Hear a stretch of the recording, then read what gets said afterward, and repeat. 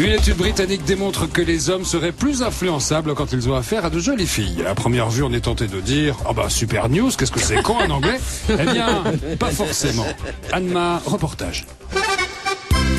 Forcément, c'est exactement l'expression qui convient, Daniel, hein, en croire le témoin qui me fait l'amitié d'être avec moi. Hein. Les jolies filles ne sont pas forcément celles qui influencent le plus. Bonsoir, monsieur Jackie. Je vois grognasse. Ça va. Alors, vous en pensez quoi, vous, des jolies filles, ça vous influence ou bien?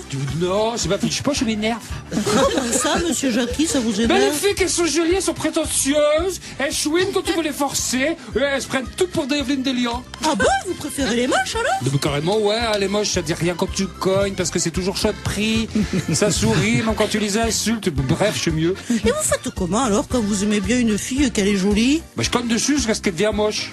Merci, monsieur Jackie, pour ce témoignage hein, qui va en rassurer plus d'une. C'était mon plaisir. Voilà, Daniel, hein, comme quoi les moches ont de l'avenir. Un courage, madame Morano. Voilà, c'était un hommage.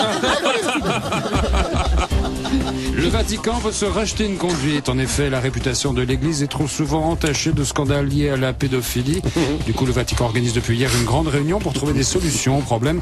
Anma est sur place pour nous faire partager les premières idées de l'Église. Oui, Daniel, hein, je suis avec le père Albert hein, qui, pour cette réunion exceptionnelle, hein, sert de consultant en pédophilie. Père Albert, bonsoir. Dieu te bénisse, mon enfant. Merci, mon père. Alors, quelles sont les premières mesures que vous allez prendre, dites-nous? Eh bien, pour commencer, nous allons fournir des pyjamas aux jeunes séminaristes qui viennent en retraite dans les monastères. Jusque-là, la tradition voulait que les jeunes en recherche spirituelle servent la dernière messe entièrement nus, ce qui, je le reconnais, avait tendance à exciter les moines qui bandaient comme des salauds à en faire cramer la soutane. Et ils ressemblent à quoi, ces pyjamas, dites-nous? Je vais vous montrer ce à quoi j'ai pensé.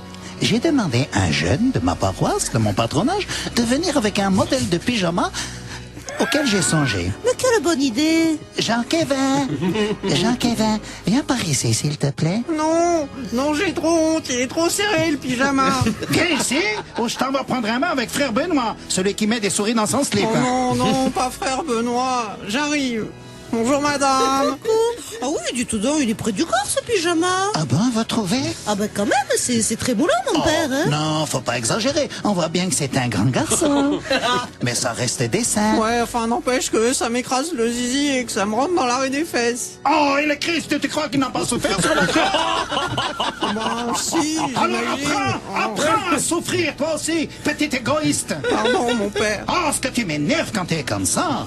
Pour me faire pardonner, vous voulez que je prenne mon bain avec vous? Oui, je vais bien. Si tu es sage, je te frotterai le dos avec mon préservatif en crin. Oh non, pas le préservatif en crin. Silence, fils du diable! Tu veux finir en enfer? Non. Alors tais-toi et va faire couler l'eau du bain. Ok, au revoir madame. Papa, eh ben, je vois que c'est bien parti, votre réunion anti-pédophilie, mon père. Je sais, mais vous savez, je bosse dur pour que les enfants soient épanouis. Eh bien, bravo. Voilà, Daniel, hein, comme quoi, c'est pas demain hein, que les choristes, ils auront plus mal au cul. Hein, c'était un